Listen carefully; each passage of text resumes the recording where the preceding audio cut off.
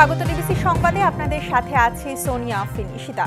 Bangladesh Myanmar সীমান্তে সুরক্ষা জোরদারের জন্য গঠিত হলো উখিয়া ব্যাটালিয়ন ৬৪ বিজিবি। ব্যাটালিয়নটির পতাকা উত্তোলন করেন স্বরাষ্ট্র উপদেষ্টা অবসরপ্রাপ্ত লেফটেন্যান্ট জেনারেল জাহাঙ্গীর আলম চৌধুরী। জানান, মিয়ানমারের অস্থিরতার প্রভাব যাতে দেশে না পড়ে সে লক্ষ্যেই কাজ করবে এই ব্যাটালিয়ন। বিজিবি ডিজি অন্য দেশের সীমান্ত রক্ষীদের উদ্দেশ্যে কঠোর বার্তা দিয়ে বলেন, ভারত অনুপ্রবেশকারী বাংলাদেশিদের হত্যা করলে বাংলাদেশে অনুপ্রবেশকারীদের প্রতিও কঠোর হবে বিজিবি।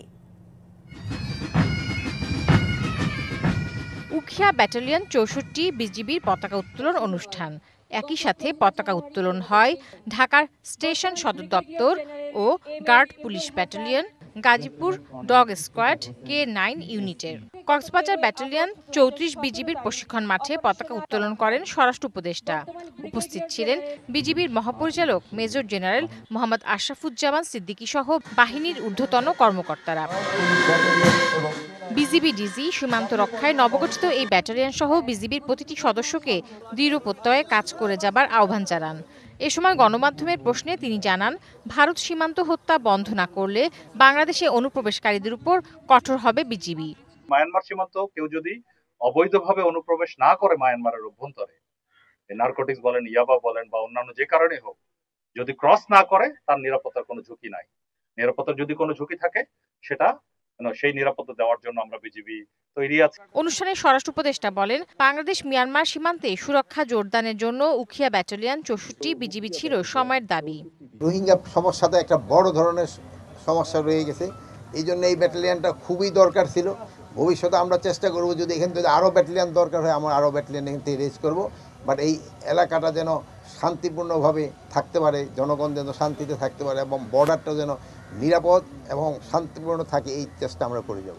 পতাকা উত্তোলনের পর Ukhia battalion, guard police battalion এবং বিজিবি ডগ স্কোয়াড K9 ইউনিটের প্যারেড প্রদর্শন ও বিশেষ দোয়া ও মোনাজাতের মধ্য দিয়ে পতাকা উত্তোলন অনুষ্ঠান শেষ হয়।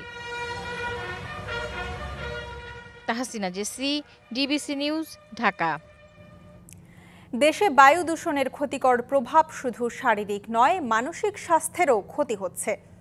স্মৃতিশক্তি হ্রাস, বিষণ্ণতা, খিটখিটে মেজাজ সহ এমন অনেক শারীরিক সমস্যার মুখোমুখি হতে হচ্ছে সাধারণ মানুষকে। বিশেষজ্ঞরা বলছেন, বায়ু দূষণের শিকার মানুষ জিডিপিতে ঠিকমতো অবদান রাখতে পারছে না, যার প্রভাব পড়ছে গোটা অর্থনীতিতে। জনস্বাস্থ্যের ওপর বায়ু দূষণের প্রভাব নিয়ে ধারাবাহিক প্রতিবেদনের আজ দেখুন দ্বিতীয় পর্ব। দূষণের এই নগরীতে যত্রতত্র চলে নির্মাণ কাজ। পথে বের হলেই ধুলোবালিতে একাকার হতে হয় সাধারণ পথচারীদের, যার প্রভাব পড়ে মানুষের মন মেজাজ ও মননে। বায়ু দূষণ প্লাস যানজট, এই দুইটার জন্য আমরা মেন্টালি ডিপ্রেশনের ভিতরে পড়ে যাই। ইরিটেটেড আর র্যাশ ফিল হয়। বাসায় গিয়ে দেখা যায় অনেক বেশি ড্রাউজ লাগে, পড়তে ইচ্ছা করে না। ধুলার কারণে রাস্তা হাঁটা যাচ্ছে না, আসলে অনেকটা অস্বস্তিবোধ লাগে। চিকিৎসকরা জানান, মানুষ দূষিত বায়ুর সংস্পর্শে এলে তা নিঃশ্বাসের সাথে দেহের ভেতরে ও রক্তে প্রবেশ করে। এতে মস্তিষ্কে অক্সিজেনের ঘাটতি দেখা দেয়, ঠিকমতো কাজ করে না স্নায়ুগুলো, ফলে মনোযোগের সমস্যা, খিটখিটে মেজাজ, বুদ্ধিলোপ সহ নানা সমস্যা দেখা দেয়। মানসিক বিশেষজ্ঞরা বলছেন, যারা অল্পতে উদ্বিগ্ন হন তাদের মানসিক চাপ বা বিষণ্ণতা বায়ু দূষণের ফলে তীব্র হয়ে ওঠে। বিষণ্ণতা, উদ্বিগ্নতা, রেগে যাওয়া, মেজাজের পরিবর্তন ইত্যাদি নানা ধরনের মানসিক সমস্যা কিন্তু তাদের ভিতরে হচ্ছে। যাদের আগে থেকেই কোনো মানসিক সমস্যা ছিল তাদের সেই রোগগুলোর লক্ষণগুলো কিন্তু বেড়ে যাচ্ছে। দীর্ঘমেয়াদী মস্তিষ্কের রোগ, দীর্ঘমেয়াদী ফুসফুসের রোগ, এগুলোর কারণে সেকেন্ডারি মেন্টাল ডিসঅর্ডার আমাদের হচ্ছে। বায়ু দূষণ প্রভাব ফেলে ব্যক্তির উৎপাদনশীলতায়। বিশ্ব ব্যাংকের the Bangladesh country environment analysis প্রতিবেদন বলছে, ২০১৯ সালে বায়ু দূষণে আর্থিক ক্ষতি হয়েছে মোট জিডিপির ৮.৩২%। পরিবেশ বিষয়ক আন্তর্জাতিক সংস্থা গ্রিনপিস বলছে, ২০২০ সালে বায়ু দূষণের কারণে বাংলাদেশে বছরে প্রায় ১৬ লাখ কোটি টাকার আর্থিক ক্ষতি হয়েছে, যা মোট জিডিপির ৫%। কেন এই অবস্থা, তার একটা ব্যাখ্যাও আসলো বিশেষজ্ঞদের কাছ থেকে। মানুষের কর্মঘণ্টা নষ্ট হচ্ছে বায়ু দূষণজনিত রোগের কারণে। ডাক্তারের পিছনে মানুষকে খরচ করতে হচ্ছে তার কষ্টার্জিত অর্থের একটি বড় অংশ। মানুষ যেমন জিডিপিতে ভূমিকা রাখতে পারছে না, জিডিপির ৩ থেকে ৫% পর্যন্ত শুধুমাত্র এই বায়ু দূষণজনিত কারণে আমরা অপচয় করছি। বায়ু দূষণের প্রভাব কমাতে সুষম খাদ্য, শরীরচর্চা ও মেডিটেশনের মতো পদ্ধতি গ্রহণের পরামর্শ দিয়েছেন তারা। চলতি মাসেই শেখ হাসিনার বিরুদ্ধে করা কয়েকটি মামলার প্রতিবেদন পাওয়া যাবে জানালেন আন্তর্জাতিক অপরাধ ট্রাইব্যুনালের চিফ প্রসিকিউটর তাজুল ইসলাম। আর 1 থেকে 1.5 মাসের মধ্যে বিচার কাজ শুরু করা যাবে বলে জানান তিনি। সকালে সিলেটে আইন প্রয়োগ বিষয়ক কর্মশালা শেষে সাংবাদিকদের এসব কথা জানান তিনি। ট্রাইব্যুনালের চিফ প্রসিকিউটর আরও বলেন, শেখ হাসিনাকে ইন্টারপোলের মাধ্যমে ফিরিয়ে আনার চেষ্টা করা হবে। এটা ভারতের সাথে বিদ্যমান প্রত্যর্পণ আইনের মাধ্যমে সরকার চেষ্টা করবে। দিনব্যাপী এই কর্মশালায় শিল্প উপদেষ্টা আদিলুর রহমান, বিচার বিভাগ ও সিলেট বিভাগের পুলিশ এবং প্রশাসনের মাঠ পর্যায়ের কর্মকর্তারা উপস্থিত ছিলেন। শেখ হাসিনা সহ প্রধান কয়েকটা মামলার তদন্তের রিপোর্ট এই মাসে অর্থাৎ মার্চ মাসের মধ্যেই আমরা পাবো বলে আশা করছি, এবং যদি আনুষ্ঠানিকভাবে এই তদন্তের রিপোর্ট আমরা পেয়ে যাই তাহলে আমরা তারপরে 1 মাস বা 1.5 মাসের মধ্যে আনুষ্ঠানিক বিচারের যে প্রক্রিয়া সেটা শুরু হয়ে যাবে। যে রাষ্ট্রীয় প্রতিষ্ঠানগুলো হাসিনাকে দানবে পরিণত করতে সহায়তা করেছে সেগুলো সংস্কার করতে হবে। ভবিষ্যতেও কেউ যেন সরকারে গেলে হাসিনার মতো স্বৈরাচার হতে না পারে, এমনটাই বলেছেন সুজন সম্পাদক বদিউল আলম মজুমদার। দুপুরে জাতীয় সংসদ ভবনের সামনে মানববন্ধনে এ আহ্বান জানানো হয়। মানববন্ধন থেকে বক্তারা জানান, অপরাধীদের দমনে জিরো টলারেন্স নীতি কঠোরভাবে মেনে চলা উচিত। বলেন, জাতীয় সনদই হতে পারে ঐক্যমত্যের মূল দলিল। সংস্কার কমিশন যে ধরনের প্রস্তাব দিয়েছে সেগুলো বাস্তবায়ন করতে পারলে সুষ্ঠু নিরপেক্ষ করা সম্ভব বলেও জানানো হয় মানববন্ধনে। নির্বাচন যদি সুষ্ঠু করতে হয়, নিরপেক্ষ করতে হয়, তাহলে আমাদের নির্বাচনী অঙ্গনকে পরিচ্ছন্ন করতে হবে। নির্বাচনী অঙ্গনে যে সকল অবাঞ্ছিত ব্যক্তিরা অতীতে নির্বাচিত হয়েছে এবং নির্বাচনী অঙ্গন দখল করেছে তাদেরকে সেইখান থেকে তাদেরকে বিতাড়িত করতে হবে। নির্বাচনী অঙ্গনকে পরিচ্ছন্ন করতে হবে, একই সাথে রাজনৈতিক অঙ্গনকে পরিচ্ছন্ন করতে হবে। নতুন রাজনৈতিক দল জাতীয় নাগরিক পার্টির সামনে বড় চ্যালেঞ্জ এখন জনসমর্থন। আর জাতীয় নির্বাচনে প্রমাণ হবে দলটির জনপ্রিয়তা অবস্থান, এমনটাই মনে করেন বিভিন্ন রাজনৈতিক দলের নেতারা। তবে রাজনৈতিক বিশ্লেষকরা বলছেন, দেশের মানুষের কাছে গ্রহণযোগ্যতা তৈরি করতে না পারলে আগামী জাতীয় নির্বাচনে ভোটের মাঠে জায়গা করা কঠিন হবে নাগরিক পার্টির। বহুল প্রতীক্ষার পর শুক্রবার রাজধানীর মানিক মিয়া এভিনিউতে আত্মপ্রকাশ হয় নতুন রাজনৈতিক দল জাতীয় নাগরিক পার্টির। তারুণ্যের নেতৃত্বে নতুন দলটির অভিষেকে নতুন মাত্রা যোগ করে বিভিন্ন রাজনৈতিক দলের নেতারা। তবে দলটি নিয়ে মিশ্র প্রতিক্রিয়া জানিয়েছেন মূলধারার রাজনৈতিক দলের নেতারা। বিএনপি মনে করে আগামী নির্বাচন ঘিরে জনসমর্থনই দলটির সামনে বড় চ্যালেঞ্জ।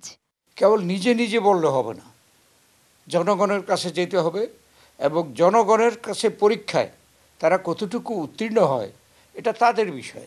জনগণ কতটুকু গ্রহণ করবে, সমর্থন করবে, এটা জনগণই ভবিষ্যতে প্রমাণ করবে। আগামীতে কোনো ফ্যাসিবাদী শক্তি মাথাচাড়া না দিতে পারে সেজন্য দলটিকে সজাগ থাকার কথা বলছে জামাতে ইসলামী। ষড়যন্ত্র যেগুলো আওয়ামী ফ্যাসিবাদ করেছে এই দেশের রাজনীতি থেকে যাতে এটা আমরা সবাই মিলে চিরতরে বিদায় দিতে পারি, সেই ক্ষেত্রে আমাদের সবাইকে নতুন দল সহ পুরাতন দল যারা আছি আমরা সবাই মিলে আমরা যেন চেষ্টা করতে পারি, এটাই হলো আমাদের কথা। সিপিবির সাধারণ সম্পাদক নতুন দলকে সাম্য ও ন্যায্যতার ভিত্তিতে কাজ করার আহ্বান জানিয়েছেন। এখনকার যে গণতন্ত্রের অভিযাত্রা সেইটাকে হয়তোবা দীর্ঘায়িত করতে পারে, এইসব বিবেচনায় রেখে আমাদের অপেক্ষা করতে হবে তাদের লিখিত ঘোষণাপত্র গঠনতন্ত্রে কোন লক্ষ্যকে তারা নির্দিষ্ট করছে সেটা আমাদেরকে জানার জন্য অপেক্ষা করতে হবে। রাজনৈতিক বিশ্লেষকরা বলছেন, শুধু তরুণ নয়, সব শ্রেণী পেশার মানুষের মধ্যে গ্রহণযোগ্যতা তৈরি করাই বড় চ্যালেঞ্জ নাগরিক পার্টির। বিশেষ করে তরুণ জনগোষ্ঠী তাদের সমর্থন পেলেই রাজনৈতিক দল হয় না। রাজনৈতিক দলকে আরও ব্রডার বেসড সাপোর্ট বেস তৈরি করতে হয়। এই ব্যাপারে কতটা নাগরিকদেরকে তাদের প্রতি উদ্বুদ্ধ করতে পারে, সমর্থন আদায় করতে পারে, এটার উপরে নির্ভর করবে তাদের ভবিষ্যৎ পথ চলা। সাধারণ মানুষের প্রত্যাশা বৈষম্যহীন বাংলাদেশকে এগিয়ে নিতে ভূমিকা রাখবে নাহিদ ইসলামের নেতৃত্বে নতুন রাজনৈতিক দলটি। নূপুর মাহমুদ, ডিবিসি নিউজ, ঢাকা। রায়ের বাজার কবরস্থানে জুলাই আগস্টের শহীদদের কবরে শ্রদ্ধা নিবেদন করে কার্যক্রম শুরু করল বাংলাদেশ গণতান্ত্রিক ছাত্র সংসদ। সংগঠনের নেতারা ফুল দিয়ে শ্রদ্ধা ও কবর জিয়ারতের পর কথা বলেন গণমাধ্যমে। এ সময় তারা বলেন যে উদ্দেশ্যে জুলাই আগস্টে ছাত্র জনতা জীবন দিয়েছে সে উদ্দেশ্য বাস্তবায়নই নতুন সংগঠনের মূল লক্ষ্য। তারা বলেন লেজুর ভিত্তিক রাজনীতি বন্ধ করা সহ যে কোনো ধরনের অন্যায় অত্যাচারের বিরুদ্ধে রুখে দাঁড়াবে গণতান্ত্রিক ছাত্র সংসদ।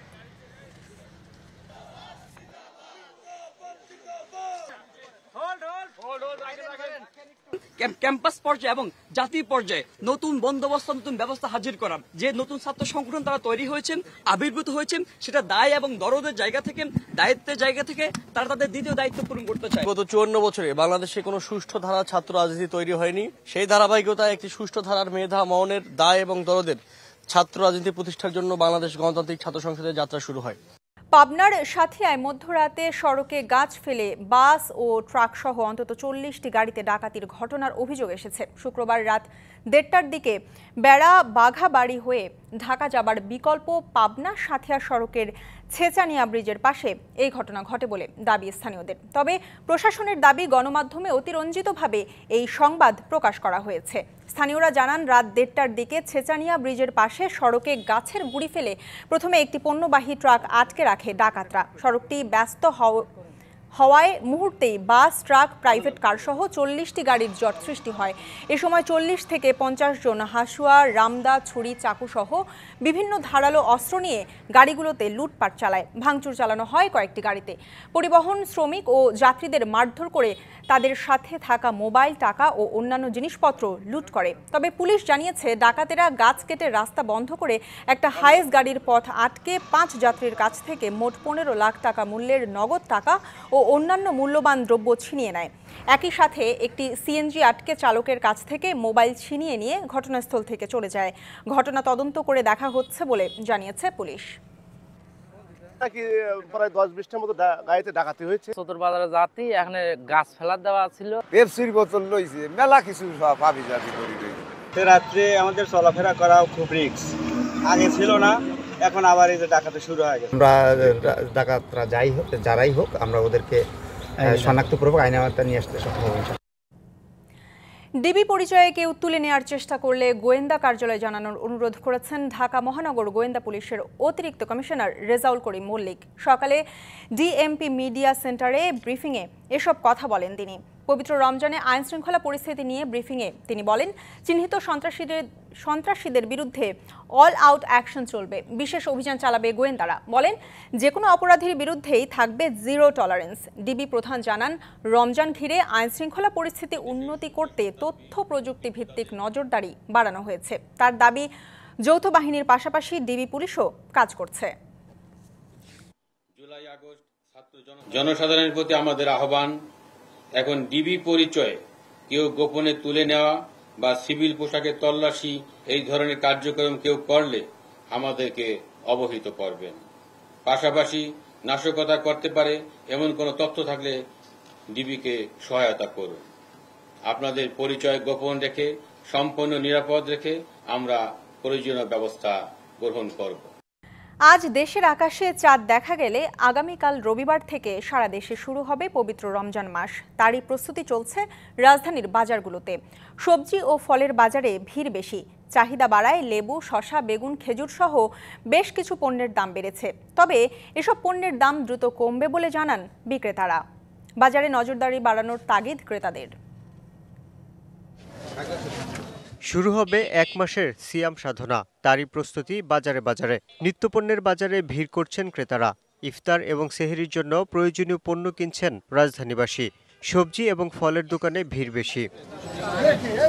মোহাম্মদপুর টাউন হল বাজার ঘুরে দেখা যায় বাড়তি চাহিদা থাকায় বেড়েছে বেশ কিছু সবজি এবং ফলের দাম। ভালো মানের বেগুন কেজিতে 40 টাকা বেড়ে 120 টাকা, দেশি শসা কেজিতে 40 টাকা বেড়ে 120 টাকা, ভালো মানের লেবু হালিতে 20 টাকা বেড়ে 100 থেকে 120 টাকা হালি বিক্রি হচ্ছে। এখন একটু দাম বাড়ছে রমজান উপলক্ষে, এটা স্বীকার করতে হবে। আপনার গিয়া যেই শসাটা ছিল কিছুদিন আগে, হয়তো 2 দিন আগে 60 টাকা 70 টাকা, এখন 120 টাকা বিক্রি করতেছি। মানে শুধু বাড়তি না, অতিরিক্ত বাড়তি। যারা মধ্যবিত্ত এদের রমজানে একটু খাবে কি। শসা যেটা আমরা গতকালও কিনছি 60 টাকা কেজি, এখন সেটা চাই 160 টাকা। টমেটো ছিল 15 টাকা 20 টাকা, এখন সেই টমেটো 50 টাকা। এছাড়া পটল 120 টাকা, ঢেঁড়স করলা 100 টাকা, সজনা 240 টাকা কেজি বিক্রি হচ্ছে। তবে 30 থেকে 50 টাকার মধ্যে মিলছে শিম, টমেটো, মাঝারি মানের বেগুন সহ শীতের শেষ সময়ের সবজি। খেজুর সহ সব ধরনের ফলের দামও বাড়তি। কলা কিনলাম, কলা হলে যে 160 টাকা ডজন, পরশু দিন কিনছি 110 টাকা ডজন। আগে যে দেশি পেঁপেটা বিক্রি করছে 120 টাকা, এখন পাইকারি 150 টাকা। 5 কেজির যে কার্টন 3500, ওটা 4000, 4100, এরকম ডিফারেন্স হয়ে গেছে। এছাড়া বাজারে সয়াবিন তেলের সংকট কাটেনি।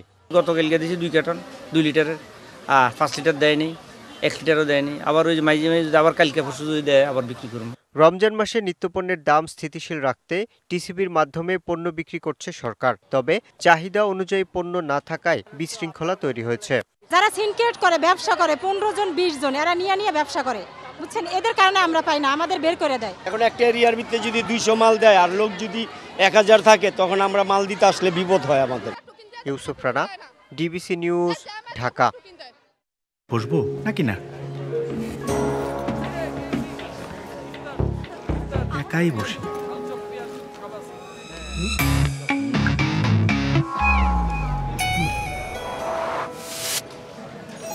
এভাবেই সবাইকে আপন করে নিয়ে আনক্যাপ করো ফ্রুটনেস, রমজানের গুডনেস। এদিকে রমজানকে কেন্দ্র করে কিছু পণ্যের দাম বাড়লেও সারা দেশে বেশিরভাগ নিত্য পণ্যের দামই স্থিতিশীল। তবে সংকট রয়েছে বোতলজাত সয়াবিন তেলের। মাছ মাংসের দাম কিছুটা বাড়লেও স্বস্তি হারিয়ে যায়নি ক্রেতার মন থেকে। তবে রোজার আগেই দামের আঁচ লেগেছে লেবু ও বেগুনের বাজারে।